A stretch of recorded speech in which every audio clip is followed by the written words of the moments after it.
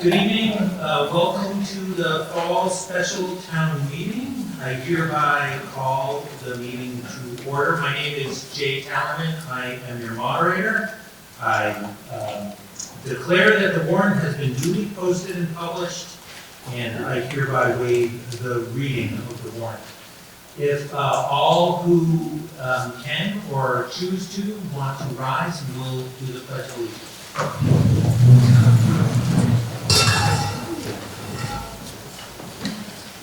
I pledge allegiance to the flag of the United States of America and to the republic for which it stands, one nation, under God, indivisible, with liberty and justice for all.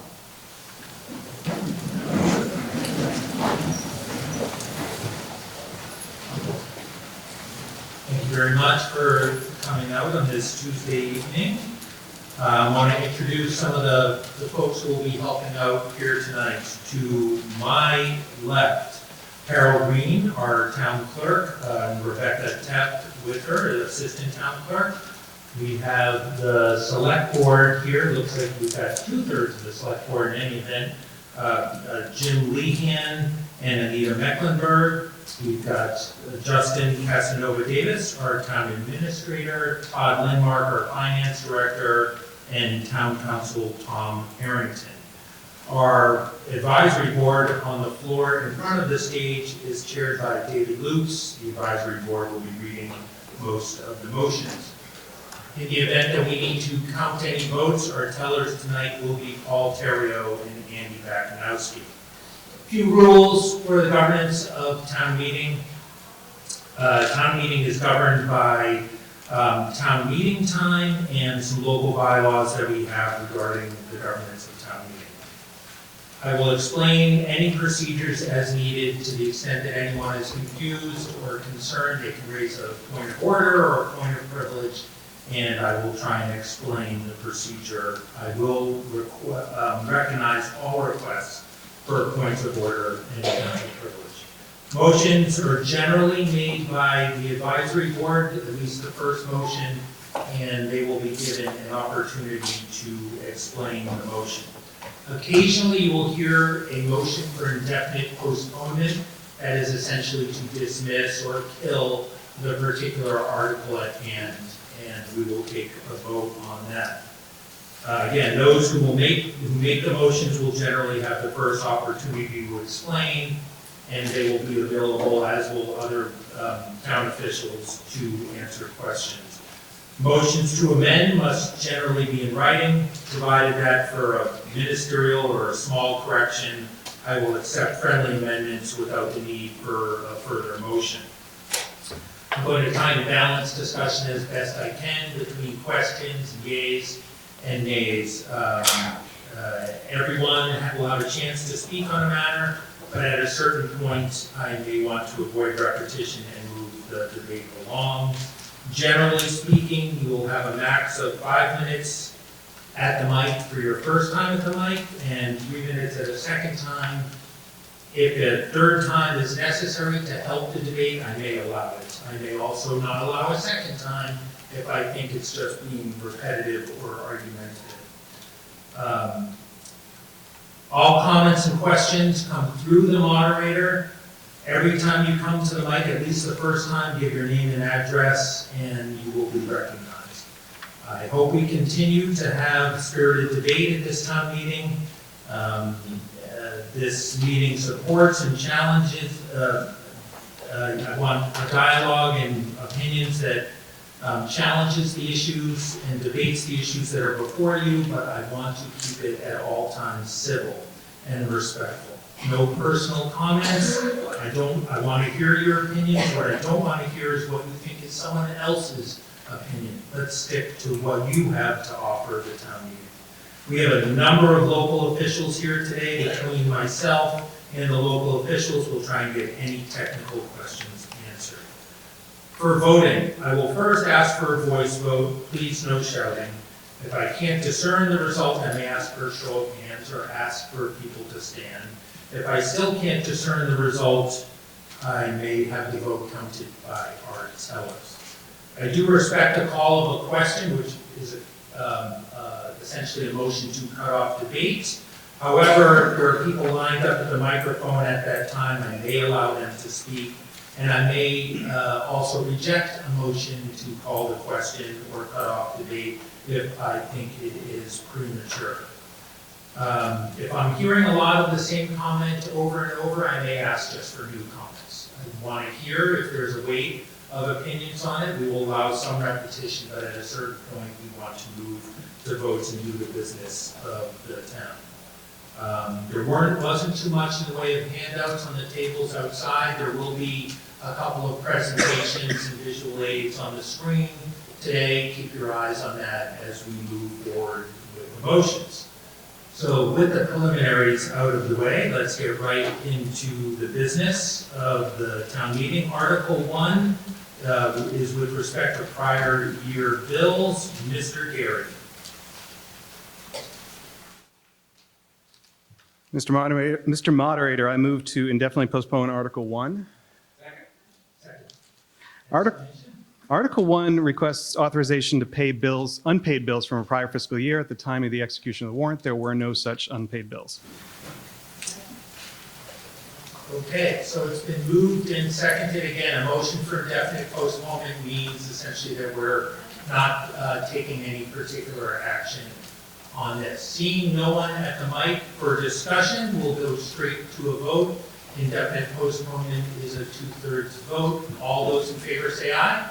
Aye. All those opposed? It passes unanimously. Article 2 is budget transfers. Mr. Luce. Mr. Moderator, I move that the town transfer the sum of $365,173, of which $330,173 is transferred from free cash and $35,000 is transferred from ambulance receipts reserve. Is that 95,000? It's $35,000. Yes. I realized the math didn't work. It's 35 up there, so it's 35. The $200,000 to be transferred to the stabilization fund, $75,000 to be transferred to the OPEB trust fund, and the remainder to be added departmental budgets and appropriations from the current fiscal year, as displayed on the screen. Second. It's been moved and seconded. Mr. Luce. Yes, we had the opportunity to review this list with the town administrator and the finance director in a meeting in October. We feel that these are appropriate transfers to support both the stabilization fund and the other trust fund, which covers pension benefits for future retirees of the town, as well as the town departments that are receiving funding. Excellent. Thank you. Any questions or comments on Article 2? Mr. Rosenberg. David Rosenberg, 123 North Street.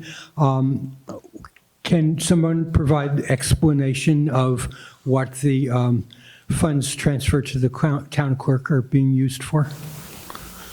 It looks like that's the software package for codification of our bylaws. Is that right? That is correct. So is that software only and no hardware is involved? My understanding is it's a service that is used to update our bylaws as they get approved for easy browsing on our website. Okay, thank you. You're welcome. Seeing no further questions or comments, this requires a majority vote. All those in favor say aye. Aye. All those opposed, no. It passes unanimously. Article 3, capital expenditures by borrowing. Mr. Luce.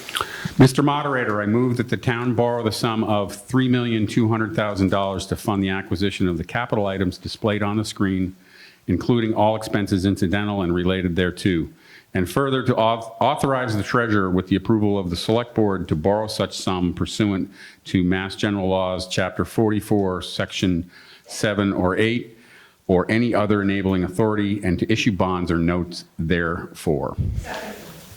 Been moved and seconded. Mr. Luce. Mr. Moderator, this is it's a borrowing to fund a number of things within the water department. The funds would come out of the water enterprise fund that water users pay in town. Thank you. Any comments, questions on Article 3? Mr. Dunn?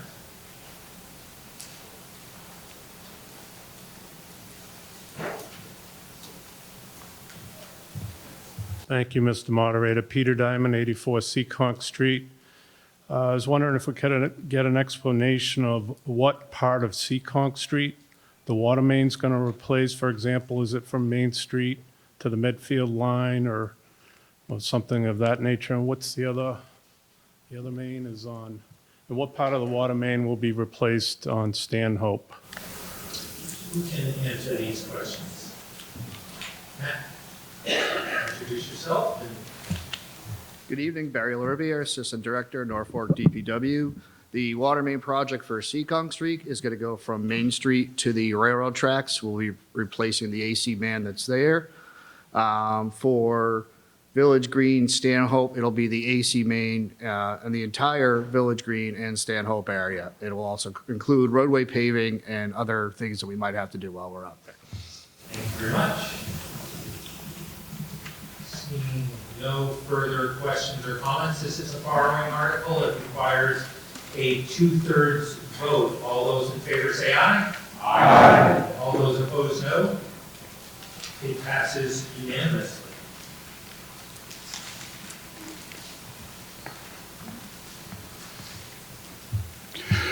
Article 4, capital expenditures not borrowing. Mr. Luce. Mr. Moderator, I move that the town transfer from free cash and other sources as displayed on the screen the sum of $1,658,775 to fund the capital expenditures that are also displayed on the screen. Good second. Mr. Moderator, fellow mayor, 1,684,000. I think he said 658. It's with the 26,000 adjustment. Oh, sorry, this is the last minute change and I did not get it all written. I apologize.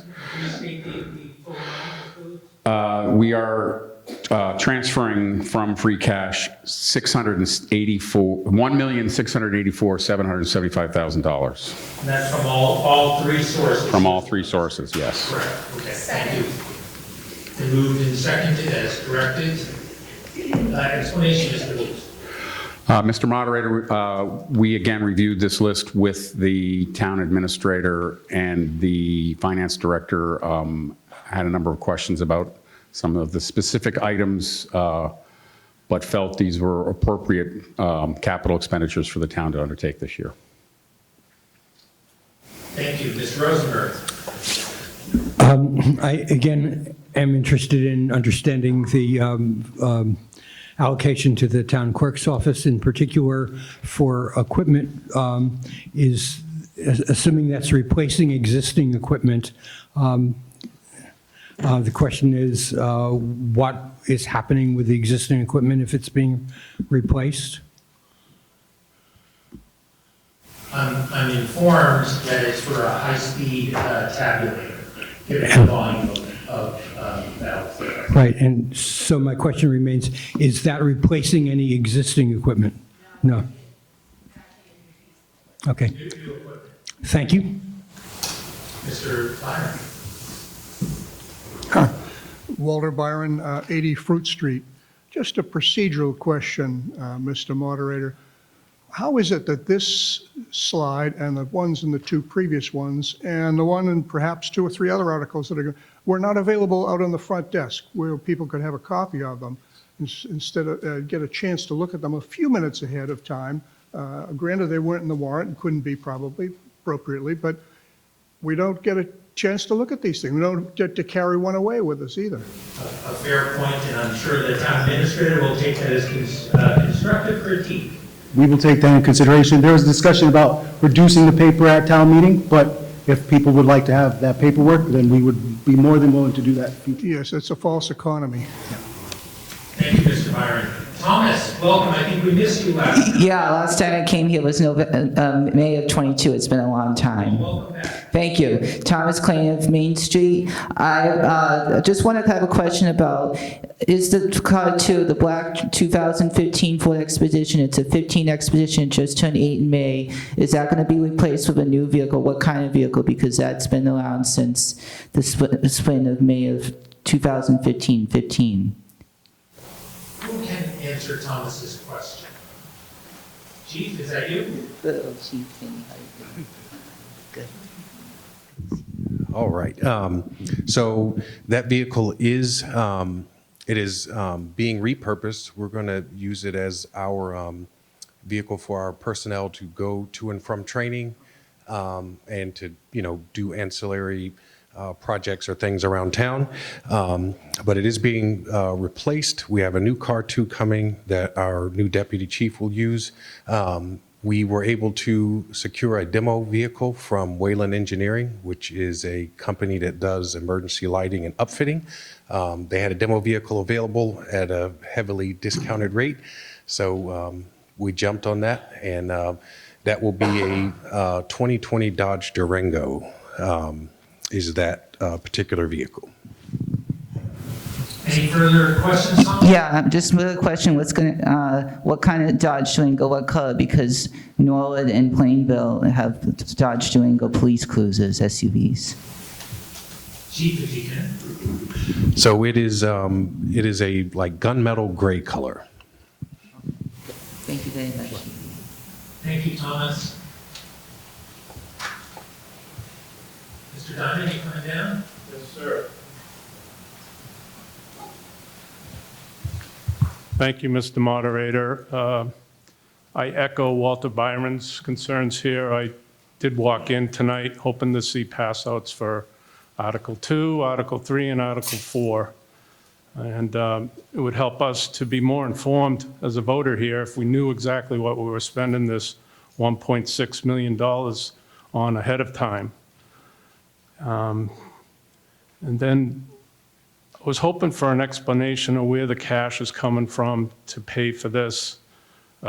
Number one, looks like certified free cash, 1.2 million.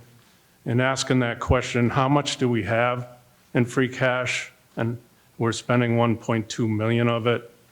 And maybe we could go, I hope to ask that we go down the list and explain what each vehicle is, if we have the time here. I don't know if that's appropriate. Your meeting, Mr. Diamond. Let's get your first question answered first. So Thank you. Either Todd or Justin can give our free cash picture maybe before this meeting and after this meeting. Yep. What it's like. So the free cash, certified free cash was certified in October at $2,908,256. Thank you. You're welcome. Okay. And if you have questions. The Water Enterprise Fund Reserve, we're taking, what, 525,000? And 325. 325. Ambulance receipts reserve. You want the picture of what we have? yes, please. Okay. And same for Water Enterprise, if you could, Justin. Yep. Water Enterprise, there's $2,956,458. Ambulance, do you have? Ambulance, there's $700,000. Okay, thank you. There's quite a list there, Mr. Moderator. I was hoping maybe a couple of explanations by the fire department on the vehicles that are being replaced. I think we're close to $800,000 we're spending on vehicles here, so I just, So your question is can we get a description on the fire department vehicles? Yes, please. That we're doing? Chief, it's your night. I don't think his knees like getting up and down so much. Oh, it's okay. So the vehicle that's up there, the main one that's being replaced, I mentioned the car 2 previously. That's a 2015 Ford Expedition. We are repurposing that and continuing to use it. We found a demo vehicle, as I had alluded to, which is saving the town about $50,000 in cost. from buying a brand-new one and then upfitting it ourselves. The vehicle, I was able to inspect it, go all through it, and it's hasn't really seen any use other than driving from trade show to trade show. And it's been impeccably maintained and has, all the necessary components that we need. The only thing that we have to do to the vehicle is put our radio in it. So that's the $36,000. The engine 2 replacement, this was already approved at a previous town meeting. This is just, from my understanding, this was approval of the remaining funds that we need to pay off the vehicle. Our engine 2 is a 2007 Emergency 1, which is one of the larger manufacturers in North America for apparatus. It is kind of the workhorse or main chariot of our department. It's tired. Currently, we have spent more money in the past 3 years in maintenance than what the vehicle is worth, which isn't a good practice. So we have chosen to replace it as opposed to engine 1, which is actually 2 years older, but is in much better condition, both cosmetically and drivetrain and operationally. So that is the reason we chose to replace engine 2. And just for anecdotal and history, engine 2 has kind of given us some problems since it was purchased. Doing a little bit of research and looking into it, we've had to have an in-cab or in-chassis rebuild of the motor twice in the history of the vehicle. And its counterpart, engine 1, which is 2 years older, has had no major repairs to the drivetrain. So there's also been some other cosmetic things and electronic issues with engine 2 as well. Again, that's why we're choosing to replace it. The unfortunate piece is the cost of our apparatus is it is astronomically higher than what it was even when I first started here 4 years ago. Prices have increased literally 70 to 80%, and in some cases 100% increase in what the initial cost was. So we're facing that challenge. So being able to replace engine 2, we again secured a demo, so we did get a discount and some savings with that. We're also, the current engine 2 will be traded in and assist us with the cost of equipping the new one. So. Thank you, Chief. Thomas, I just want to see if Mr. Diamond has a follow-up. Okay, that's fine. You're right after him. Thank you. Peter, Okay. you- Thank you, Chief. The next cars, I'd like a little history or description on are the ones for the police department, please. Sure, so that's the cruiser. The cruiser, and then a follow-up after the police department with the DPW. There's $183,000 for a wheeled excavator. Just would like to hear what that's going to be used for. Thank you. So let's queue up the police department and DPW. If you get, Chief, come on down. Good evening, Tim Hines, Chief of Police. We are looking to replace 3 vehicles right now. They're all well over 100,000 miles. They range from 2016, 14, and 2 at 2014. They are one's a patrol vehicle, one is a detective's vehicle, and one would be an administrative vehicle. Thank you, Chief. Blair, you can come up and talk about our DPW vehicles, and then we'll get Thomas to the mic. All right, Blair Crane, DPW Director. The wheeled excavator is something that we've been renting for the past 2 years for months. Some of you may have seen it around town doing roadside mowing. It's a pretty versatile piece of equipment. We will also use it for other things like digging graves in the cemetery, various water department tasks when we have to do emergency digs and things of that nature. A wheeled excavator is a very versatile piece of equipment. Use it in the transfer station for crushing dumpsters, moving heavy objects around. So being that it is on tires, it will be mobile around town versus what you would see on a normal construction site. So we did that so that it would be versatile throughout various departments, and we should get a lot of use out of it. Thank you, Blair. Peter, any All set, follow-up? thank you. Thank you. Thomas, yes. Yes, I agree with Chief Kinney that the engine 2 is a 2007 emergency 1 Typhoon pumper. Just turned 16 in October this year. My other question is about the tanker truck replacement for tank 1. Is that going to be replaced? Because that's a 1989 GMC Volvo tanker truck. It's 34 years old. And the 2 more questions: are they going to replace the transfer station truck, the 2006 Ford Ranger, and other DPW vehicles? And I just want to tell Chief Hines, even though I've never been, the N14 was a 2016, it was a 16 Expedition, the Taurus is a 13, and N4 is a 16. Okay, so I think we have a couple of questions in there, Chief, and then I think Mr. Crane may have had one more follow-up. So our tank truck is actually, again, it was voted on, I think, 2 town meetings ago. So it is in production.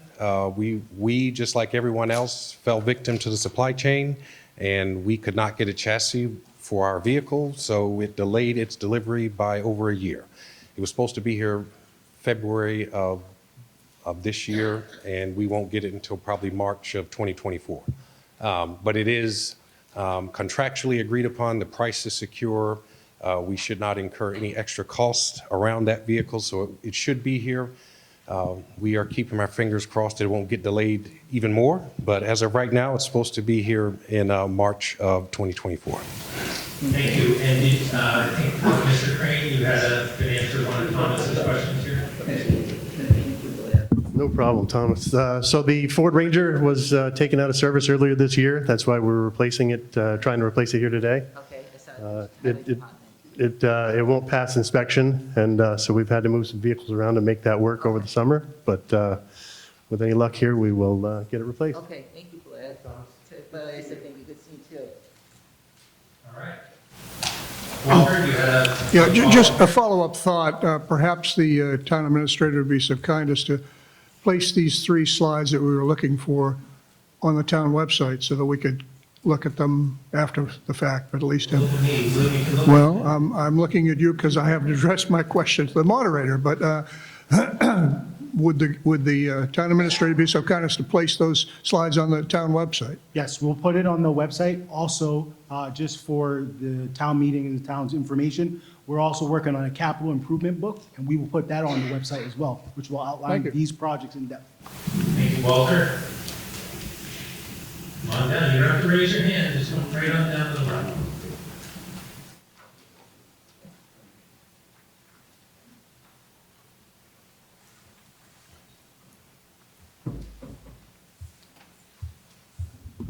Hi there. My name's Anthony Kennedy. I live at 7 Margot's Way. I've heard that the free cash was $2,980,000.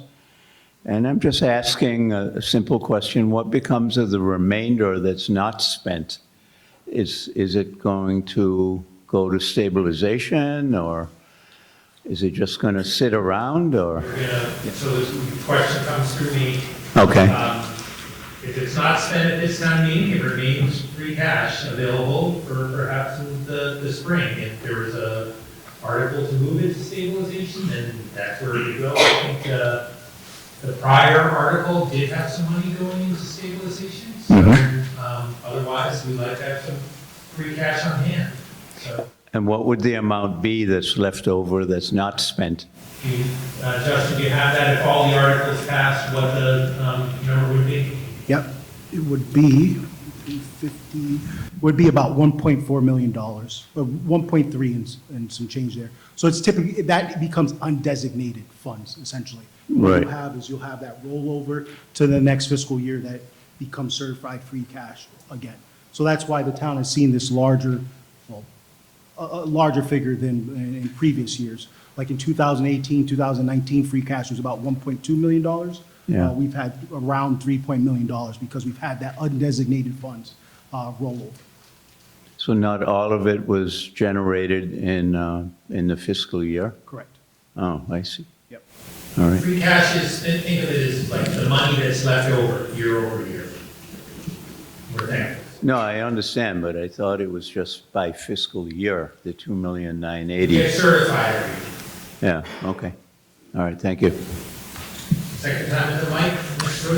Rosenberg. I just want to add my support to the positions that Walter and Peter took, that it would be valuable to have a printout of these sheets at future town meetings. Duly noted. Thank you.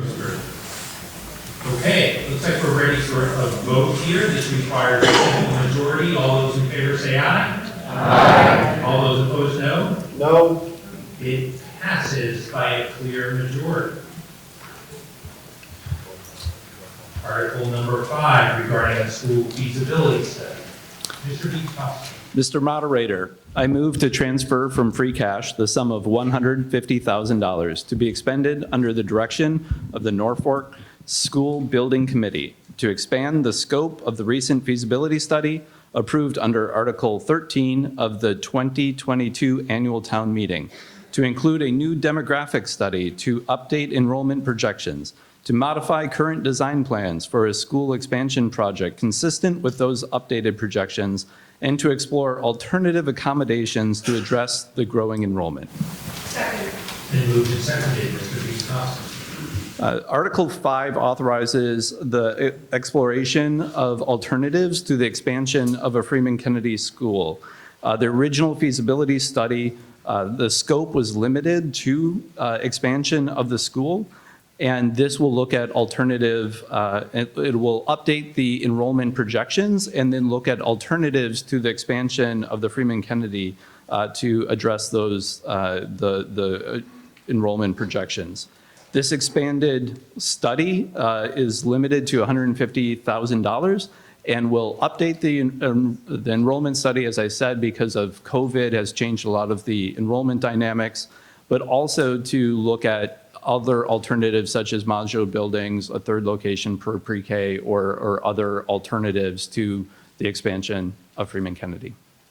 Thank you. Before we get to comments, Ms. Champagne is going to walk us through a few slides here on the screen. Come on down and introduce yourself.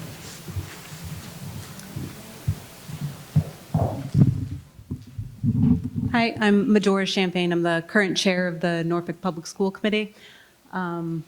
First and foremost, Dr. Alardi was planning on presenting this evening, so I found out about 20 minutes ago that I was going to, so we're all just going to get through this together. I'm going to give you the information that I have and do my very best. So, move this down. So. Okay, is there any way to make that bigger? No, for the people in the audience. I have a copy right here, but there were copies outside as well, but I just feel bad if you're only looking at that. It is teeny tiny. All right. So good evening, and thank you for giving us some time to share some background information on the school building feasibility proposals. And there are actually 2 warrant articles that relate to this. So I will walk through everything we're trying to do in the interest of efficiency. For context, an overview of the current project history would likely be helpful. The Norfolk Public Schools and the town of Norfolk established a space study committee in 2017 in response to rising concerns about the amount of development happening across town and the potential impact of the development on school enrollment. As a first step, the Space Study Committee opted to hire a professional demographer to conduct a comprehensive study of the town and develop data-driven projections for future enrollment.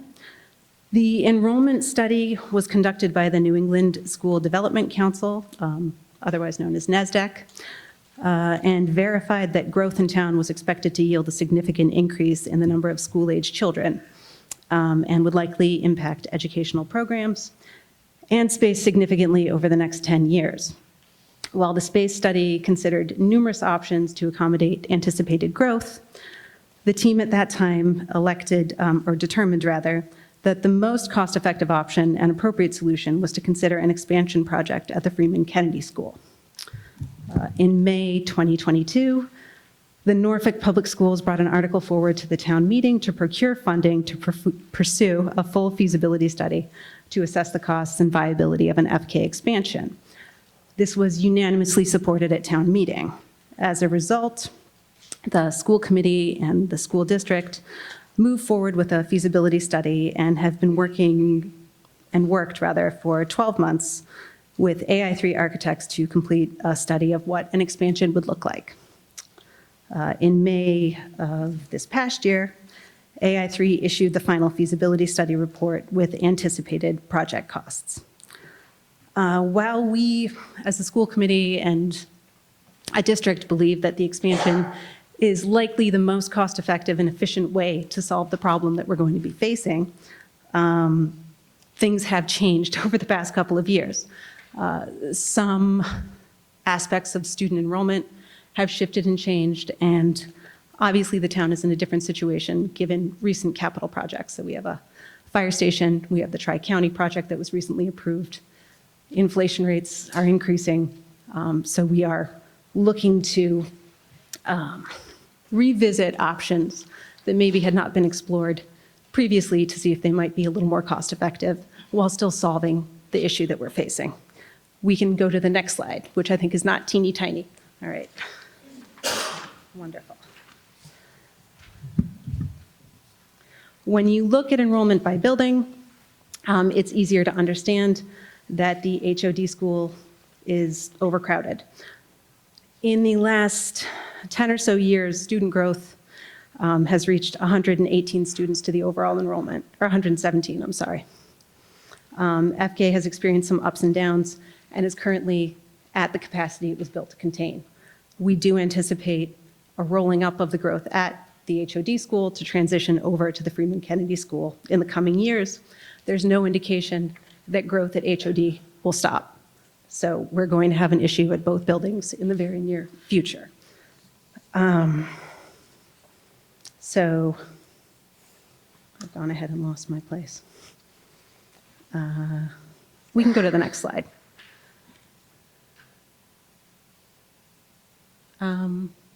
There's its friend. Okay. So looking here, these are side-by-side comparisons of the space at the HOD school. You'll note that in red on the left in 2012, those are the pre-K classrooms that we were required to have. Pre-K in town is only offered at the legal requirement that we are mandated to offer it at. We currently have a waiting list of approximately 70 families that would like to access pre-K, but because of space constraints, we can only offer the minimum number that we're required to offer by law. In the last 12 years, the pre-K space has increased from 5 classrooms to 6 rooms to serve the pre-K population. Similarly,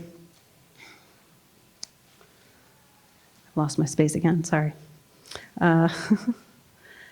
Currently, in 2012, we also had 5 kindergarten classrooms. Currently, there are 166 full-day kindergarten students. The number of classrooms has risen to 8, so it's almost doubled in that time frame.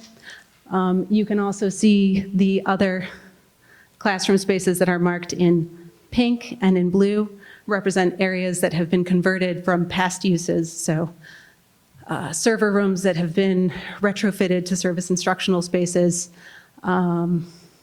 teacher prep rooms that have been converted to serve as instructional spaces. The technology lab has been converted into a classroom. We have essentially run out of space.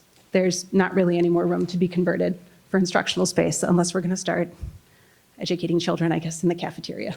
And that's kind of where we're at this point. You can move on to the next slide. So additionally, in looking at the demographic studies that we've obtained up until this point, and the housing trends in Norfolk, the types of homes that have been built and developments that are coming online, statistical models predict that based on the size and cost of many of these homes, older children, so not kindergartners, but kids that are in kind of the 3 to 6 age demographic, will be entering the school system at a higher rate than younger children within the next 5 to 6 years. So anticipated growth at Freeman Kennedy is an increase in 148 students by the 26-27 school year. We can go to the next slide. This is a slide that kind of breaks down why we're interested in having some updated demographic studies done. On the left of the slide, you can see that the NPS actual enrollment by grade level for each of the last 5 years. In 2018, we contracted with NASDAQ to conduct a demographic study. Enrollment projections from the study are in the center green column. And I think your handouts are in color. I apologize if they're not, but they're in the center column. So you can see that there is some discrepancy year over year in projected enrollment versus actual enrollment. Where that discrepancy is accounted for and where it becomes the most noticeable is in the prime years of the pandemic. We saw a significant increase in the number of students who were being homeschooled and the number of students who were in private placements. So while enrollment hasn't specifically tracked with the NASDAQ projections, if you go over to the right columns, you'll see that the total population of school-age children in the town of Norfolk has exceeded the projections that NASDAQ provided. So the number of children who have a right to access education in town is actually higher than projected. And that could, it could remain the same, that those individuals stay outplaced, they stay homeschooled. We're not really sure what's going to happen within the next couple of years. So the goal is to try and ascertain with some new projections and demography what that trend might look like so that we can plan accordingly. All right, we can go to the next slide. Okay.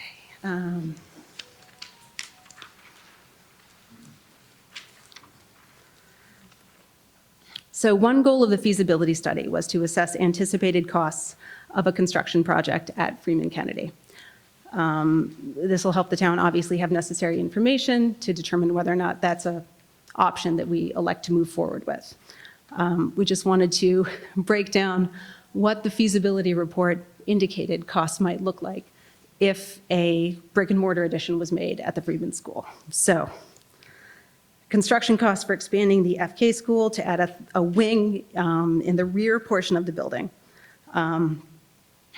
would involve hard costs of, I'm going to round up to $28 million, and then additional soft costs of approximately $8.9 million.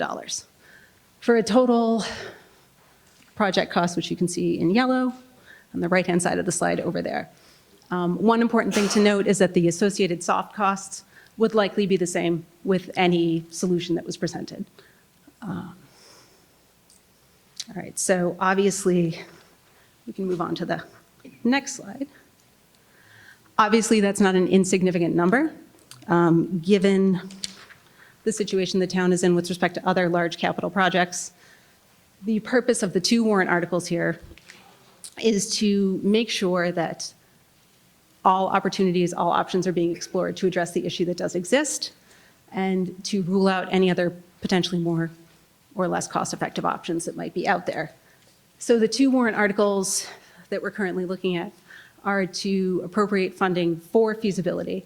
That would likely involve feasibility reviews of modular classrooms, a potential third site. Those are really kind of the two options that exist that we haven't looked at, possibly scaling back the size and scope of an addition as well. On top of that, the school committee and the district would like to establish a formal building committee because this is a town-wide issue, not just a school's issue. The cost will be borne by everyone in the town, and it's only appropriate to have more stakeholders at the table. So I believe that is the last slide. If there's anything past that, I don't have any notes. So happy to take any more questions. Thank you. Don't go too far. Question? Hi, Jeff Berkner, Wampanoag Ave. I just want to make sure the history is not repeated here. When we were discussing the original construction of the Freeman Kennedy, I believe it was the Mass School Board Association said, the question came up about future expansion, and we were told, oh, you don't have to worry, Norfolk's not really growing. And then basically the same year or shortly thereafter, the other part of the state said, oh yeah, and by the way, you have to have all these 40Bs. So as soon as the school was built, as my understanding, it was full, and so there was no room for expansion. I just want to make sure that in all these studies that we're doing, we're providing, we're planning for the necessary expansion in the future, so we don't have to come back and in a few years and say, oh, guess what, we need another school. The other question. That's more or less the purpose. Okay. We get it right. All right. We just want to make sure it's addressed. And then my other concern, and I really don't, I'm not an expert at this, I've seen a copy of the overall layout of it, where they would essentially add a building in the back, which would, as I understand it, would close up the courtyard. And I just want to make sure that the fire department is okay with that in case, heaven forbid, there's a fire on the inside. Are they going to be able to fire that? Sure thinking there. I mean, there would be an extensive Okay. site review process for that. We're not going to get into Okay. that tonight. All right. It's a good subject. Okay. And if and when someone comes in and asks for a whole bunch of money and shows you a picture, I'm sure we'll have some commentary. I'll just make sure the chief is aware of it and, you know, will not let that be built if it's a concern. Absolutely. Okay, thanks. You're welcome. Just sit over there. I would defer to Chief Kinney on the fire question, but I can answer the occupancy question, the MSBA question. The Freeman School was originally built with a partnership with MSBA. They actually funded almost half the project. So when building with MSBA, you are only permitted to receive project reimbursement on current need. So I think that it was always within the back of everyone's mind that there would be future growth in the town of Norfolk. However, reimbursement would not have been available for any square footage or facilities above and beyond what MSBA deemed appropriate and necessary as of the date the building was being constructed. Is that? Hi, Charlie Cole, 14 Brookside Lane. I have no concerns about the surveys and the studies. I do have a concern about the concept of modular schoolrooms from a security perspective. And I wonder if the police department or anyone had really taken a look at this. Given school safety issues these days, modular really scares me. So the comment is well received. It's a little beyond the scope of what we're discussing tonight. Again, Well, modular was... stop talking, so Sorry. we're not engaged in a debate here. It's a little bit beyond. This is a study. There's been some potential plans shown. We are not at the design level yet. Okay. So we're debating $150,000 for more study. I don't mind the comment at all. I'm sure they'll put it in their hopper. But the debate that we're having is, are we just going to spend 150 grand on further study of design? Okay, thank you.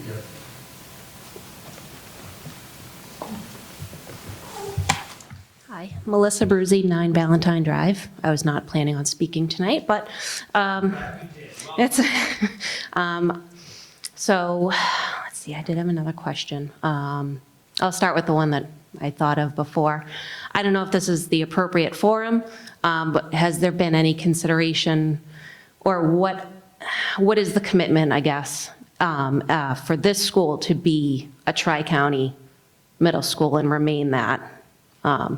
Is there an option to keep this middle school as Norfolk and use this as, you know, move 6th grade to this school from Freeman Kennedy? Or So I'll hear if anyone has any comments on moving an additional grade into this school. Beyond that, about KP's future plans for use of this facility is probably a little bit beyond. But if Ms. Champagne wants to note it in the study, if there's any discussion with KP planned or contemplated that may rejigger the grade lineup for the KP versus Norfolk schools, then I'll allow her to speak to that, but not in terms of what they have in mind, just as to whether or not that's in the study. That is not an aspect that has been contemplated in any studies that have done up until this point. Not just because that would require a shift, I believe, of all participating towns. So it would not just be an independent decision for Norfolk to make. Right. Do you have a follow-up, or is that? You can come I'm here all back too, night. you don't have to get it all up. No, I know. I forget my other question. Don't go far then. No, it kind of plays into what was said before, how much is a study going to really say versus, if one was already conducted last year, how much of a difference is it going to make when nobody can tell the future, nobody knows how many, it's better to overestimate than to, get down to a certain number and then be in the same situation 10 years from now. That's my only comment. Thank you.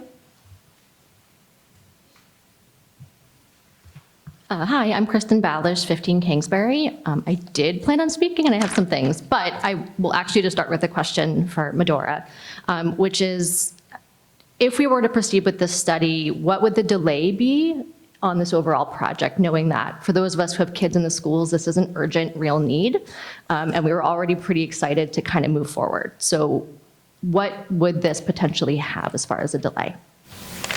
If you have a projection as to what your timeline would be here. So we've been aggressive with all of our timelines, especially in the wake of kind of a reopening after COVID, just because we are getting very close to the tipping point of this being a very, very real, it's already a real problem, but a very tangible problem for the students that are coming to school every day. Our goal, because there is an associated article to establish a building committee, is to do that as quickly as possible in a responsible and efficient fashion. And so I believe those positions, with the approval of the select board, have already been advertised as available in the hopes that that is approved at town meeting tonight to establish that committee. We would try to establish that committee and move forward with a feasibility study, over the winter. Saying we would be able to come back at Springtown meeting with a result may be overly aggressive. However, because so much work has been done with respect to feasibility at Freeman, and modulars, if that is part of the feasibility, which I believe it will be, would be situated at Freeman, a lot of that work will translate and correlate, and so the hope is that it can move relatively quickly. So spring may be a reach, fall certainly would be the goal. May I make one last comment? Thank you. I want to reiterate what someone else just said as well, which is, I think each study may have diminishing returns in terms of the data we're going to get that will change the course. So if I were to be optimistic, maybe another round will tell us something we've missed. I'm just not sure it'll be the case. I'm concerned that we will spend $150,000, lose a year, and end up in the same place where we are now. That all being said, I don't see a path forward except for to vote yes for this, so I will be, because I think we need to move this thing forward as quickly as possible. And so I'm in support, but with reservations. Thank you, guys.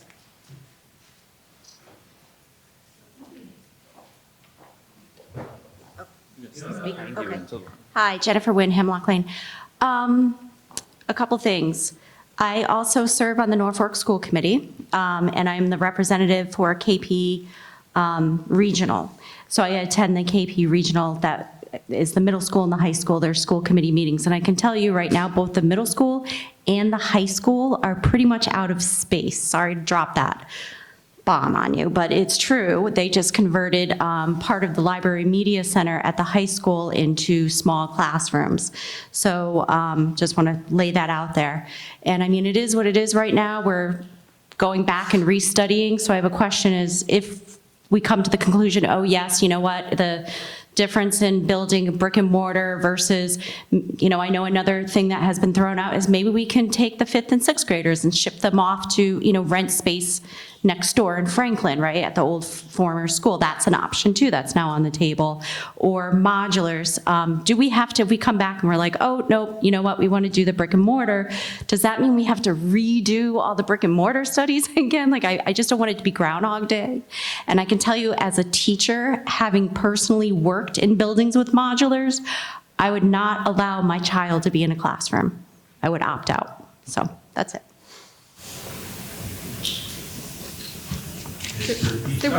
There was a question in there. Could I just, I think they're redoing the brick and mortar studies question. I didn't hear it as a question. Okay, more of a all comment, right. It was a question? Okay. Do you have to redo all the studies? Sorry, I tore my meniscus, I can't. The answer would be no if we were talking about, a time frame within the next year or two. The studies would still be very viable to move forward with design specifications and a project if that's what the town elected to do. Brian Bichkowski, Boardman Street.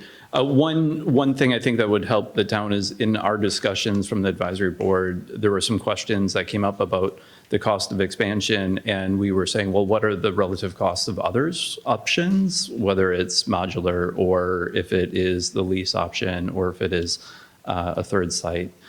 In those, I think the answer was rightly that the approved study from town meeting in 2022 was limited in scope to the expansion of Freeman Kennedy, so they didn't have those answers available. This study will answer those questions for the town. So if there are questions about what are trade-offs of cost of different options, safety of different options, length of usability of different options, that's what this study would give the town, are those kinds of questions to make a fully informed decision. There was no question there. I didn't hear one, so that's okay. I only know Jen had one because I speak Jen. Hi, Susan Klein. I'm on the advisory board. I'm going to make a brief statement that will hopefully answer a couple of the smaller questions that were out. Modular buildings, we're not talking about trailers. For anyone who thinks that that's what it means, it's not a trailer. These are used at Harvard. These are used in Hopkinton. These are used all over the state. They are not trailers. Just make that clear. You can see pictures of them. They're very safe. They're almost as nice as brick and mortar buildings, just to be clear. I don't want to have a lot of dialogue Yeah. on what this building I got it. No, I know, I got it. I think that I think that the conversation that that it feels like a trailer, we want to be, yeah. The other thing is, this was presented to the advisory board, and the advisory board had a lot of questions. And that's really what it comes down to. And we felt that if the advisory board had this many questions, the town of Norfolk is going to have this many questions. And we needed some answers. We needed further explanation of what brick and mortar meant. We needed further explanation of what the money was going to be spent on. We needed further explanation on whether or not the need was there, because the projected numbers did not line up. That is all we were trying to get to at this point. And I understand that spending an additional $150,000 may seem like a delay, but it's better to spend this $150,000, if that's how you choose to vote, than it would be to deny or approve the $4 million ask that was presented to us for the design phase. We did not feel they were ready to go to the design phase. That is what we are trying to accomplish here. We're not trying to tell anyone that they don't need a school, and we're not trying to say that we do need a school. We're trying to get some answers before we ask the town of Norfolk. Once you spend that $4 million, once you approve that $4 million for the design phase, you're going to be locked into spending the $43 million that the whole entire project was going to cost. So we were just trying to get those things answered and everything lined up, and we would rather a 6-month delay, if that's what happens, to make sure that everything has been explored. That's all we're trying to do. Thank you. Eric Darling, 130 Warren. So I've heard mentions of 6-month delay. I've heard mentions of a year delay. 150,000, I'm not concerned about. But the delays I am concerned about. You know, in a year delay, we also talked about inflation. Things change. I know we don't have any quotes. Costs can rise in 1 more year. So I want some clarification in terms of if this study is voted down, will we move forward with the project and the expansion on a standard timeline? Or are we still going to be waiting a year to make that standard? Or are we going to wait 2 years to make that decision if we have the study? I'll let Ms. Champagne answer the question. I think there's always a little bit more weight than we like. Certainly. In the event that we elected not to pursue feasibility tonight of additional options to explore everything that might be a solve to the issue that we're going to be, that we're currently facing and that will get worse over the next few years, then, that would mean 2 things. We probably also wouldn't establish a full building committee. If we split the difference and a full building committee was established, the charge of that building committee would be to explore what the next path forward would be. The local school district, the school committee, and the administration of the school district have been working on this for, I've been working on it for the entirety of my now almost 6 years on the school committee. Dr. Alardi and her team have been working on it longer. We will continue to try and bring a solution forward to the town that the town has an opportunity to review, make an educated decision about, and decide to either proceed with or not.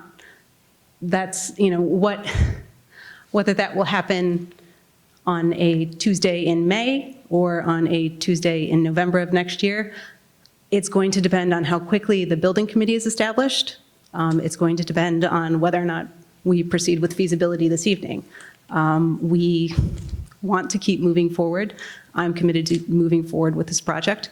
We have a significant issue with respect to our ability to appropriately educate children. So we're going to keep trying to move the solution forward. That's kind of the best answer I can give. Thank you. Seeing no one else at the microphones, I think we are ready for a vote. It requires a majority vote. The motion is to approve $150,000 for a further feasibility study.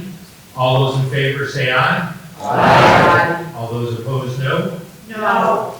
The ayes clearly have it, and the motion passes by a clear majority. Article 6, Mr. Beachcroft. Mr. Moderator, I move to approve Article 6 as printed in the warrant. And a quick explanation, we've already heard a little bit about it.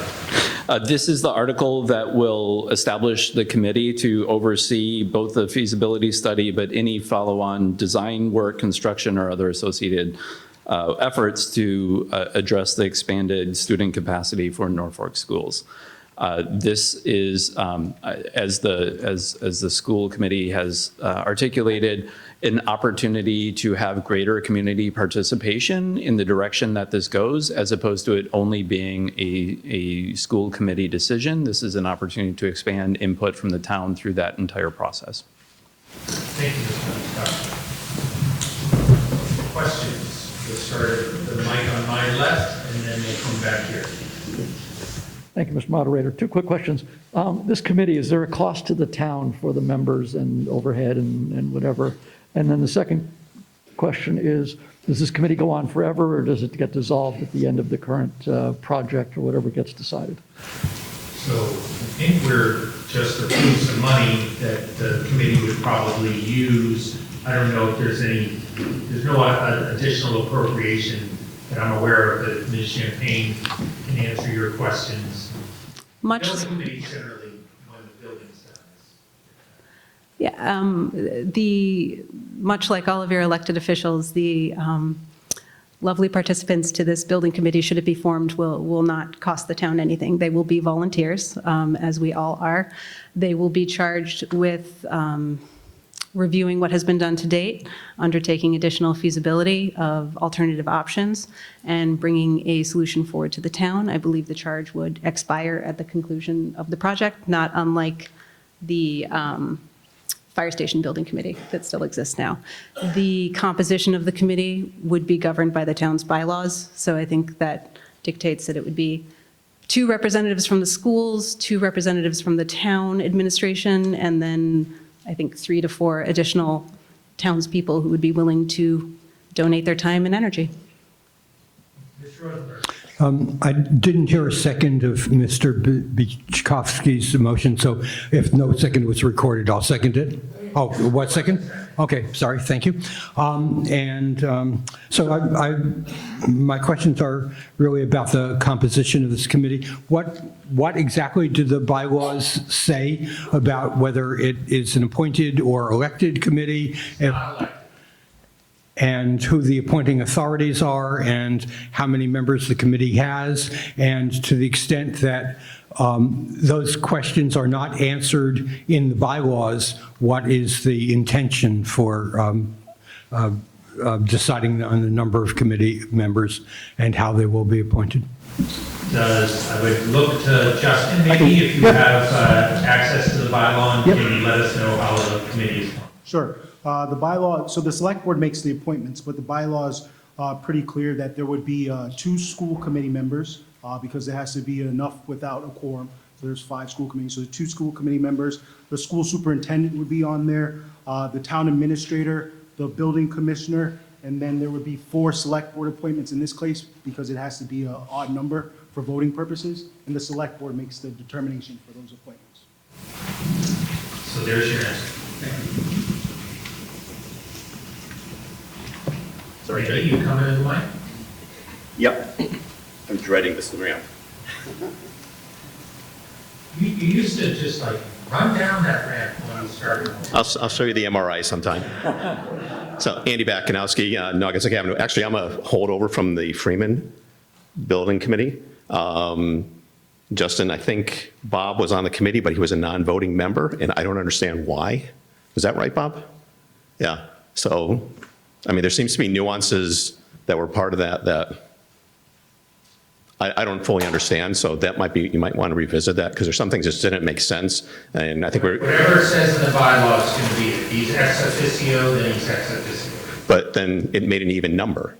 That was the problem. I mean, there was an odd number of people, but it made an even number, so it just never, it's just kind of filling the little bit of... So it seems like you raised more questions than filled things in, Andy. Just letting you know. Whatever the bylaw says will form, and I think the point is that it's a kind of multidisciplinary board of cross-section of town officials and town folks. So, okay. Just point of... Fair. Okay. Seems like you're volunteering again. You don't have to answer that. Shh. Okay, seeing no one else at the microphones, this also requires a simple majority vote. All those in favor of forming the committee say aye. Aye. All those opposed? No. I think the ayes clearly have it. Folks, when we're voting, we don't have to raise our voices. It's a simple, regular, doesn't have to be your library voice, but it could, Sarah.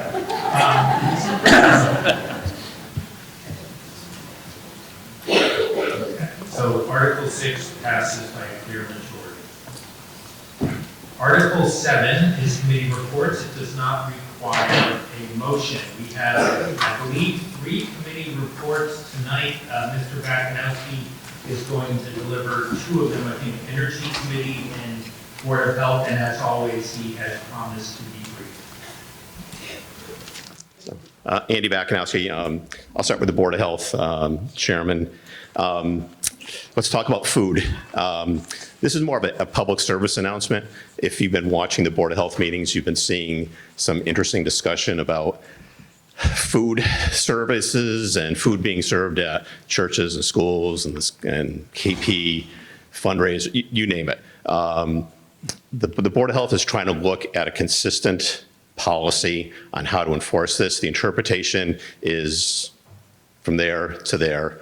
When you try to get a solid opinion from the state, they will say we're not going to comment on it. So we're muddling through this as much as you can. So if you have something coming up, a function, you might want to just give Betsy Fajola a call at the Board of Health, and she will refer you to John Robertson, who's the current food agent in town.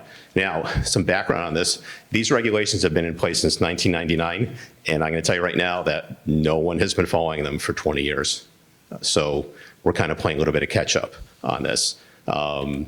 There's licenses, there's approvals, there's temporary licenses that have been given to the churches, to the schools, to various functions, and they're all over the place. So we're trying to make heads and tails out of this stuff. So just be patient with us. But again, if you have a question, call Betsy, and she can hopefully help you. So less than 2 minutes. That's not bad. No. So Energy Committee. This was a bad year in 2023. We missed the opportunity to submit for more work this year because everything got delayed. The work was completed at the H Olive Day and some other lighting projects 2 months after the annual reports were due. So we missed the opportunity, so we couldn't do anything. So that's where we are. But I'll give you a total of where we stand. To date, we've gotten $290,000 from the Green Communities Division of DOER and another $70,000 from rebates from the utilities, and that's $360,000. And just so you know, every single penny of that comes from everybody in here. This is, if you look at your electric bill, that renewable energy charge, that energy conservation, that energy efficiency, that's coming from you. So this is money you're getting back. So if you're wondering what the payback's going to be, 2019, 2018 dollars, it was $86,000 in annual savings. Some of it's gone up, some of it's gone down. The electric costs are actually pretty well stable in town because Matt Hafner was really good about locking into a long-term contract, which I think is ending pretty soon. But we're looking at about a 2-year payback. But again, this is an annual savings we'll see forever. So hopefully, more work will be coming down the line. Let's see, the two big problems we have. Right now at the Freeman School, we have a $300,000 doorstop up on the roof. This is the solar system that's up there. I think last time I was up here, we mentioned that it needs repairs. The good thing about waiting is that the cost of the equipment has gone down a little bit. We were around $25,000 last year, and now we can probably get done for about $15,000 in equipment plus labor. So I guess we're seeing a positive aspect of it. But this is something that needs to be done really quickly. The energy costs that we are losing per month during the winter time is about $300, $320 a month. Summertime, during peak production of a solar system, it's like $1,100, $1,000, give or take. So, let's just do the quick math. $4,000 a year in electric costs. So, and then also green credits that we're missing too. So something has to be done pretty quickly. I'm well aware that Kevin Colcutt, who's not here, and I was going to put him on the spot, but he's not. But he's committed to helping us get through this. But we've got to get this going. It's been down for a while, and I don't want to get on my soapbox, but a plan was hatched back in 2013 when the system went online on how we could help it, how we could self-fund it by selling green credits. Unfortunately, that program never came to fruition because somebody didn't sign some paperwork. But as I said, dead men tell no tales. So I'll leave it at that. So that's all I have. If anybody wants to come on the Energy Committee, we sure could use some help. It's going to get more complicated as time goes on. So. That's it. Thank you, Andy. Thanks. Kevin Champagne's going to let us know what's going on with the fire station.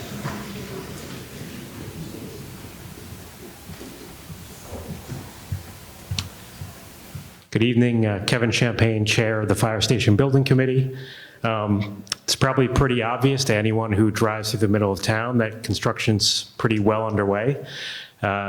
We've had extensive rock removal to get the foundation in. There's still a little more rock removal left to be done for some utility work, but not very much. Structural steel's up, exterior walls are starting to go up. The Fire Station Building Committee actually has a planned walkthrough before our next meeting in December, so we're all looking forward to that. They're currently working on building a mock-up, which just, for anyone that doesn't know, the mock-up is basically they build a small portion of the walls and roofs so we can kind of see how everything's coming together. The architect and building envelope consultant is looking at it specifically to make sure that the building's weather-tight. The committee is more focused on making sure that the building is going to look like it was presented that it's going to look. So I'm happy to report that it will, and we'll review the mock-up again at our next meeting. So by all accounts, contractor's been great to work with. The project is on schedule. We're still looking to have the department moved into the new building the end of the summer 2024. And by this time next year, the existing building will be down, site work will be complete, and the project will be done. So contractor's been doing a great job. They've had to deal with some significant long lead items. That's all been dovetailed into the schedule. So everybody's pretty satisfied, and I'm sure the chief would tell you that they're ecstatic with the progress. They're really looking forward to moving into the new building. Just some specifics. We obviously have a contingency for any change orders that come up. The change orders have been very minimal. We're only about 7% of the way through our contingency money, and the project, I believe our last payment requisition from the contractor, he was billing about 27% complete on the project, so we're doing very, very well on contingency money. For anyone who's interested in learning more about the project, you can come to any of our building committee meetings. We still meet once a month on Wednesdays, second Wednesday of the month at 6 o'clock at Town Hall.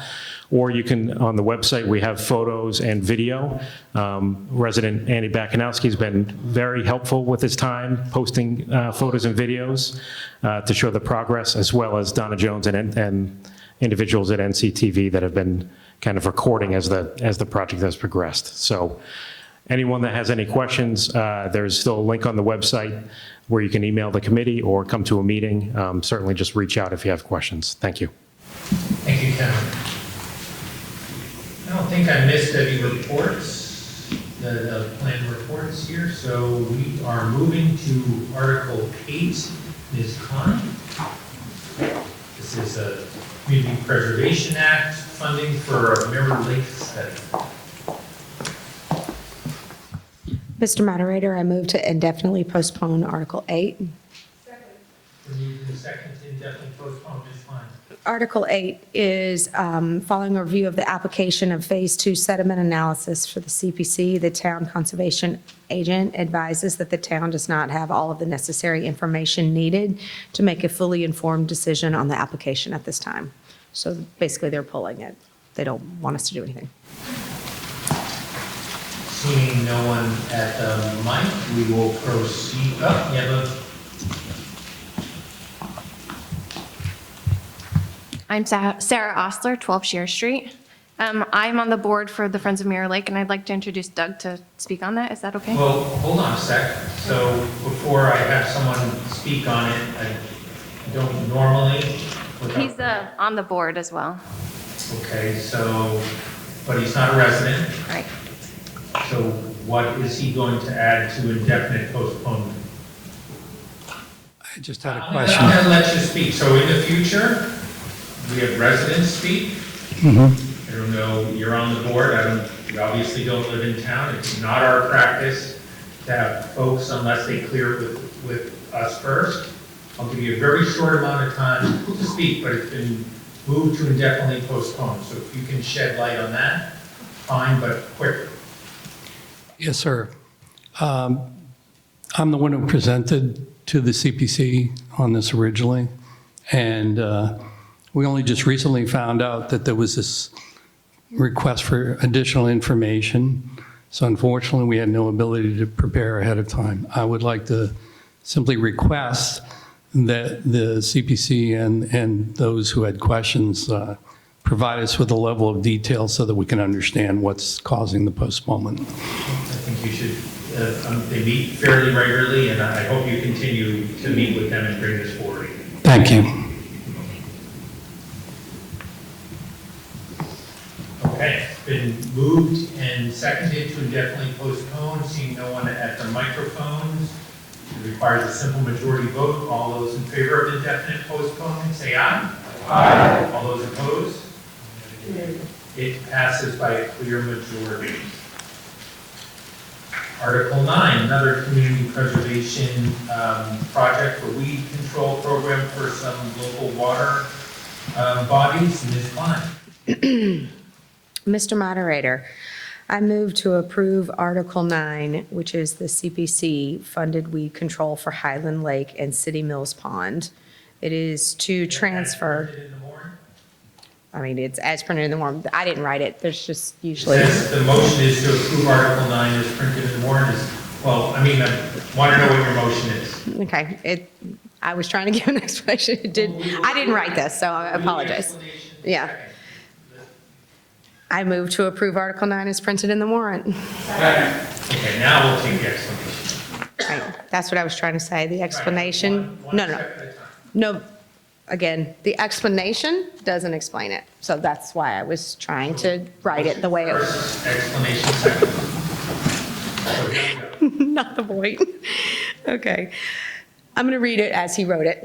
The CPC has funded weed control for Highland Lake, City Mills Pond previously and sponsored a survey to assess the needs of 4 additional bodies of water this year. Based on the results, the town conservation agent worked with experts and stakeholders to develop a treatment strategy for the next 3 to 5 years for the bodies of water identified in the article.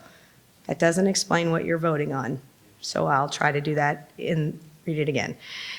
Article 9, to see if the town will vote to allocate the Community Preservation Fund undesignated reserve of $100,000 for an up to 5-year weed control program to restore 5 water bodies in the town of Norfolk: Highland Lake, City Mills Pond, Coney's Pond, Populatic Pond, and Kingsbury Pond. Thank you.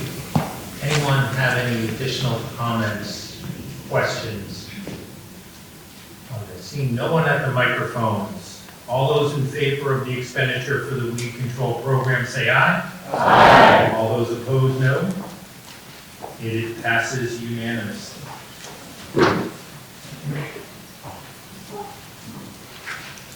Article 10, another CPA purchase for some baseball field construction. Mr. Hurwitz. Mr. Moderator, I move to approve Article 10 as printed in the warrant. Been moved and seconded. Mr. Hurwitz. All right. The advisory committee recommends approval of this article. This article proposes to utilize $98,000 from the CPC undesignated reserve to redevelop an underused baseball field at Freeman Kennedy into a 50-70 baseball field. The current field is used sparingly as a backup Babe Ruth field. The primary Babe Ruth field is currently at the Pond Street complex. There's not demand or need for refurbishing this as a Babe Ruth field, but high demand for repurposing this field into a 50-70 field to be utilized by Cal Ripken and Little League aged teams. The funding for the proposed project comes from CPC funds and will not directly impact taxes. However, there will be a downstream impact to the DPW's operating budget for future field maintenance. Thank you, Mr. Hurwitz. Any questions? Mr. Rosenberg. Can someone tell me what a 50-70 field means?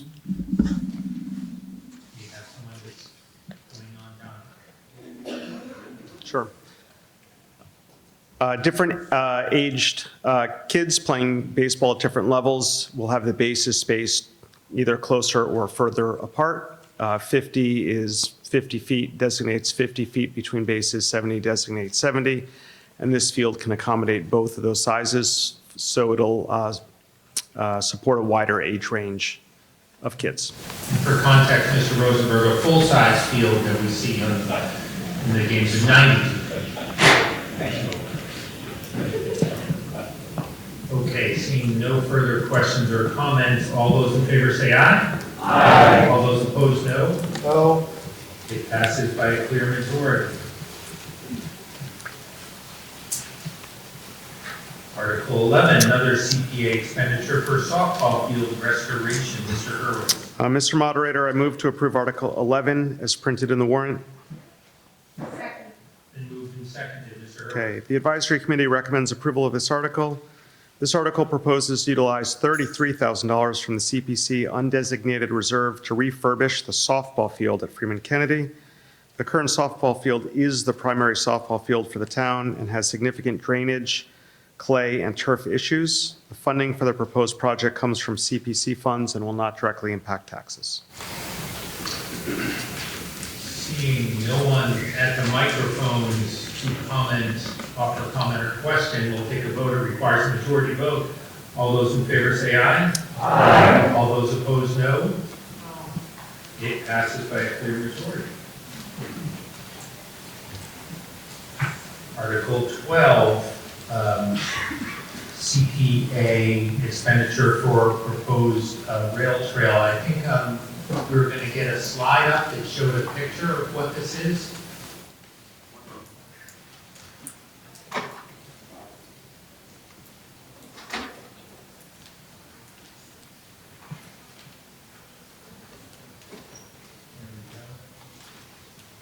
Thank you, Joe. Okay, you can leave it up. Okay, Mr. Gary, the motion, please. Mr. Moderator, I move to adopt Article 12 as printed in the warrant. Been moved and seconded, Mr. Gary. Article 12 provides $155,000 of CPA money to apply for a grant from the Boston MPO. The money would only be used if the Boston MPO grants us a larger amount of money to do the preliminary design on the Metacomet Rail Trail. So your money will only be used if we get the 80% share from Boston MPO. And then, once the rail trail is designed, there would be another ability to get state and federal money to actually build the rail trail. Thank you, Mr. Gary. And we have folks here who can answer your questions if you're not familiar with this. Any questions or comments on this article? Seeing none, it requires a simple majority vote. All those in favor say aye. Aye. All those opposed, no. It passes unanimously.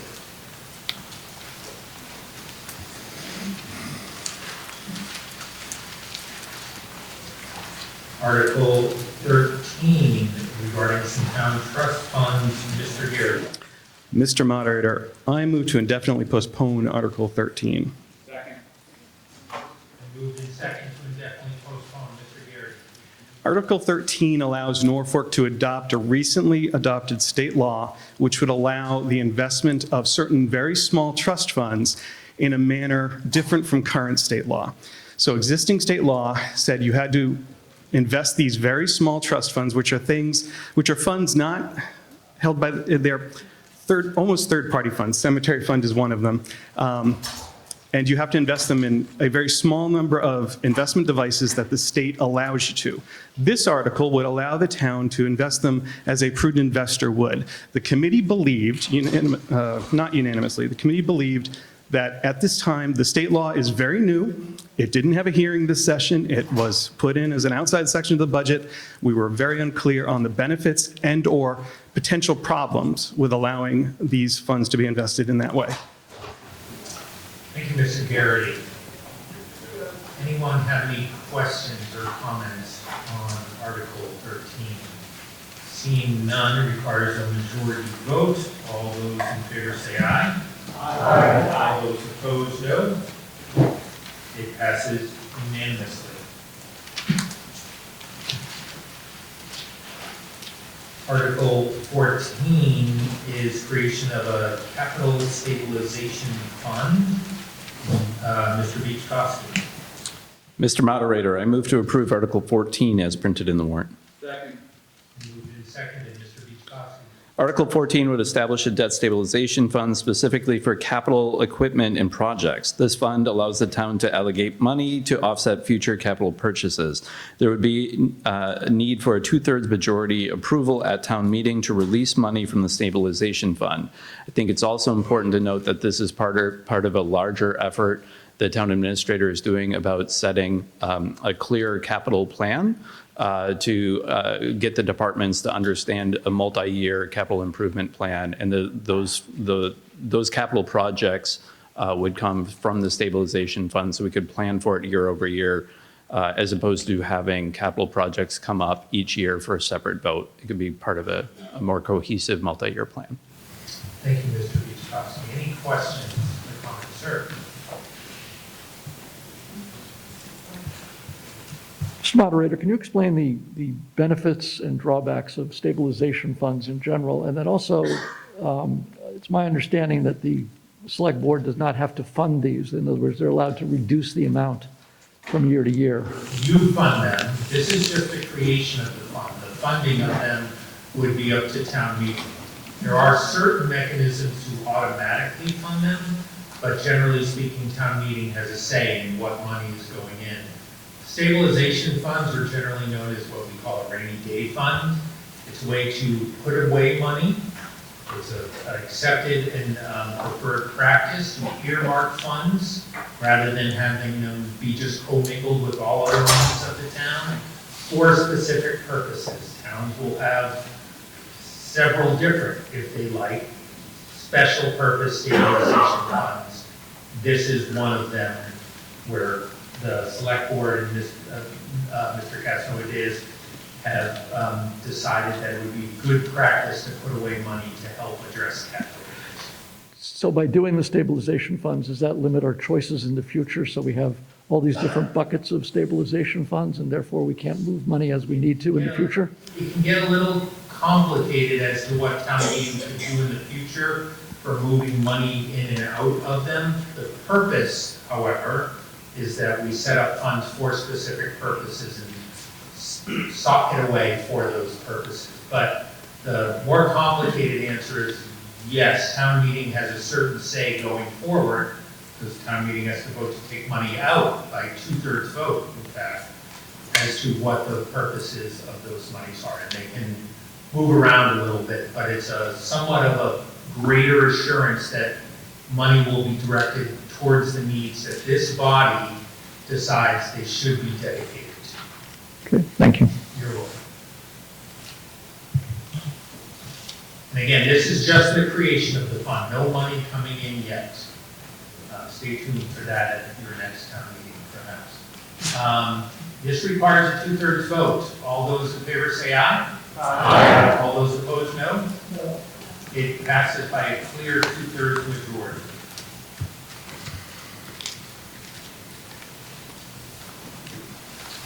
Article 15, another stabilization fund, this one for Tri-County debt. Mr. Beachcroft. Mr. Moderator, I move to approve Article 15 as printed in the warrant. And moved and seconded. Mr. Beachcroft. Article 15 would create a stabilization fund specifically for the expenses related to the construction of the Tri-County Vocational School that was passed on the October 24th ballot and approved by the 11-member towns. The assessment will be based, the Tri-County assessment to the towns will be based on enrollment and could change and fluctuate every year, similar to the way the KP allocation is changing every year based on enrollment and other factors.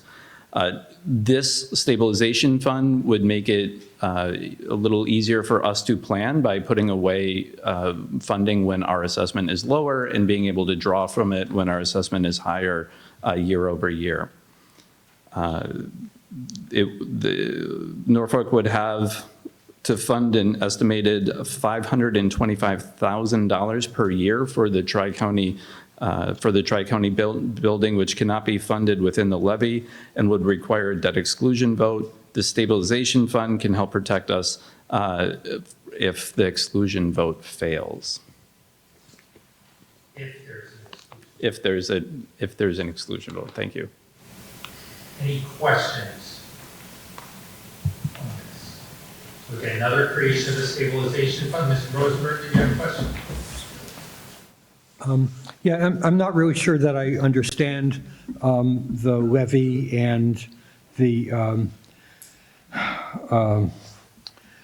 debt exclusion vote that would be necessary and the way this, I guess I do understand the way the stabilization fund would help, but can you talk about the, thank you. The process by which Tri-County got their approval is a little bit different than, say, when King Philip gets an approval for a school. There's different processes for that. That was a simple ballot vote across the entire district. That was approved. That means the town has to pay for it. There is no choice. There's a debt service line on our omnibus budget every year. This will appear in that debt service. What this article does is create a fund, so from time to time we can put money into it. So when the assessment goes up, we can have a little extra to help out when we're appropriating money in the spring for debt service. The town also has an option, should the select board choose to go this route, to have a ballot vote whenever they want to, either at the annual election or a special election, to exclude this debt from the levy. It's a different issue, and we're not really voting on with respect to that tonight. But that would allow us, to allow us to pay this debt outside of the town's normal levy limit. So we wouldn't have to worry about trying to cut other things to pay for the Tri-County debt. that's a future thing. This stabilization fund would be used in either event, potentially. Just, I think Mr. Beachkowski's just trying to provide context. Okay, thank you. Okay, seeing this also requires a 2/3 vote. All those in favor say aye. Aye. All those opposed, no. It passes by a clear 2/3 majority. Article 14, another stabilization fund, for opioid expenditure of an opioid settlement for the cost of Mr. Fitzgerald. Good evening, Mr. Moderator. I move that the town vote and approve Article 16 and establish the opioid abatement stabilization fund in accordance with Chapter 40, Section 5B of the Mass General Laws to be used upon further appropriation for the purpose of implementing the abatement strategies set forth in the Massachusetts State Subdivision Agreement for statewide opioid settlements dated March 4th, 2022. Try to translate this into, thank you. Our newest member of the advisory board. Try to translate this into much simpler English. The current governor, when she was Attorney General, settled with a number of pharmaceutical companies a very substantial sum of money for the opioid crisis. It's in the millions of dollars and actually hundreds of millions of dollars. That money is being divvied out statewide based on population of the individual communities. So Article 16 is going to create a stabilization fund where the town can draw from for abatement strategies. These strategies develop with input from public health experts, municipal leaders, and families affected by the opioid crisis. And it's set forth in their agreement. A lot of public health stuff, public safety, education, avoidance, risk avoidance, all sorts of stuff can be funded out of this. This fund is required by law to be established so the town can expend the opioid monies that are already here waiting to be transferred into the fund and are coming year after year for the next 20 years. And for context, this article goes along with the next article. There's kind of an accounting glitch in the way the state is handling the opioid settlements, and this allows us to keep them separate because they have to be spent for specific purposes as just discussed. Any questions on this article? Again, creation of the stabilization fund. It requires a 2/3 vote. All those in favor say aye. Aye. All those opposed, no. It passes unanimously. Article 17, kind of a companion article regarding the opioid fund, stabilization fund. Mr. Fitzgerald. Mr. Moderator, I move that the town vote and approve Article 17 and dedicate 100% of the remaining funds received on or after July 1st, 2023 from the Mass State Subdivision Agreement for statewide opioid settlements to the Opioid Abatement Stabilization Fund. Second. Explanation. Article 17 allows this, so the funds have already come in. They're sitting waiting to be moved into the fund that we just created. So this quite simply allows the town, when the funds come in, to move them into to expend them from the stabilization fund. So they get moved from the general fund to the stabilization fund, and then the select board, schools, fire chief, police chief, public health, whoever can have access to use them for the various approved programs. So a little bit of clarification. I mentioned a minute ago that most of the time the town gets a choice of what they're putting in the stabilization fund. This creates an automatic mechanism so that when the annual settlement funds come in, it automatically goes into this fund. It doesn't mean that anyone can spend them. This body will then have to appropriate them out for those purposes as part of the budget in the spring. So this is just allows us to not have to come back to you every year and move this money in. It comes in automatically when the settlement proceeds come in. Mr. Rosenberg. What would happen with these funds if this motion fails? What state will we be in if the motion fails? Well, it gets a little complicated, but if I have to, I'm happy to explain it. The way the state deals with it is it kind of just goes into your general fund.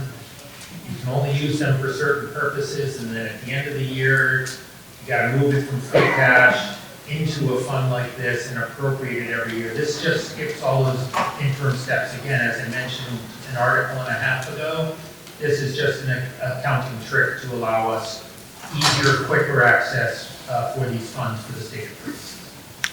Thank you. You're welcome. All right. This also requires a 2/3 vote. All those in favor say aye. Aye. All those opposed, no. It passes unanimously.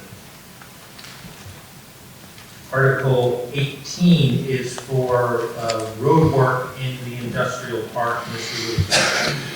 Mr. Moderator, I move that the town vote to appropriate $272,000 to be used towards the completion of roadway and other subdivision elements of the Shire Industrial Park definitive subdivision, with said funds to be received by the town from the Walpole Cooperative Bank pursuant to the performance bond executed in the town's favor on August 8th, 2006, and with said funds to be expended under the direction of the planning board. Mr. Moderator, this will take the money that we received from the developer's performance bond for the Shire Industrial Park to begin to complete the road work that he was supposed to complete as part of the subdivision. The performance bond was taken. The performance bond was taken and is waiting to be appropriated by us through this process. It's been explained to us that this money will not cover the necessary work, but it is a way to get that project started. And it's money that cannot be spent on anything else. Thank you, Mr. Lewis. Any questions, comments? Seeing none, requires a simple majority vote. All those in favor say aye. Aye. All those opposed, no. No. It passes by clear majority.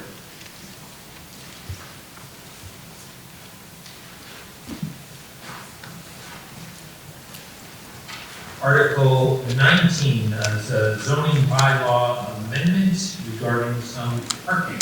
Mr. Garrett. Mr. Moderator, I move to adopt Article 19 as printed in the warrant. Second. Been moved and seconded. Mr. Garrett. Article 19 is a purely technical correction to a change in the bylaw adopted at our annual town meeting in 2022. The removal of one phrase and the addition of two other phrases clarify the bylaw and do not change its intent. Pat, may I have the planning board recommendation? Planning board recommends the changes. Thank you. Any questions, comments on this housekeeping article? Seeing none, it requires a 2/3 vote because it's a zoning bylaw amendment. All those in favor say aye. Aye. All those opposed, no. It passes unanimously. Article 20 is another zoning bylaw amendment regarding pre-existing non-conforming structures. Mr. Garrett. Mr. Moderator, I move to adopt Article 20 as printed in the warrant. Moved and seconded. Mr. Garrett. Article 20 makes a number of changes to the way we handle non-conforming dwellings in Norfolk. There's a long explanation in the book you got. I won't read it here. What I will say is that Article 20 makes it easier to take a non-conforming structure and to rebuild it, add on to it, in some cases demolish it entirely, and then rebuild it. The changes in this article essentially take everything down a notch. Where something was allowable with a special permit out of the ZBA before, it is allowable now by right. Where something was not allowable, it is now allowable with a special permit. So for the first time, you could take a building, buy a house, tear it down. If it's non-conforming because of lot lines, setbacks, you can actually violate the setback more and make it larger. That's what it does. Former zoning board member, Mr. Garrett. Given the hour, I won't talk as much as I want. No, thank you for the explanation. It was very helpful. Mr. Peck, can we get a recommendation from the planning board? And if you care to match wits with Mr. Garrett, you are free to do so. Planning board recommends the changes, and I am not going to match with Mr. Garrity. He explained it very well, and if anybody has any questions, I'm here to answer them. Great, thank you so much. Any questions, comments on Article 20? Seeing none, zoning bylaw amendment requires 2/3 majority. All those in favor say aye. Aye. All those opposed, no. passes by clear 2/3 majority.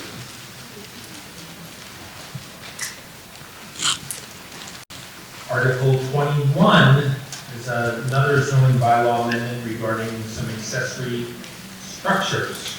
Mr. Gary. Mr. Moderator, I move to adopt Article 21 as printed in the warrant. It's been moved and seconded. Mr. Gary. This article makes a slight change to an article we adopted a couple of years ago, which would not allow you to have a accessory building, a shed or a garage in your front yard. This will allow you to have a shed or a garage in your front yard with a special permit. It also would allow you to put it closer to your house, for instance, than it could be put down before. And that's about all it does. Mr. Gary, Mr. Peck. Planning Board does recommend this. One thing I will add, I'm not going to match wits, but I will add is this also addresses corner lots and setbacks on corner lots. So if you have a accessory building or shed or pool or whatever, it does allow some additional flexibility with that as well. Thank you, Mr. Peck. Any questions or comments on Article 21, which also requires a 2/3 vote? Seeing none, all those in favor say aye. Aye. All those opposed, no. It passes unanimously. I believe that that was our last article. May I have a motion to adjourn? And moved and seconded, all those in favor? Aye. And we are adjourned. Thank you so much. Have a nice night.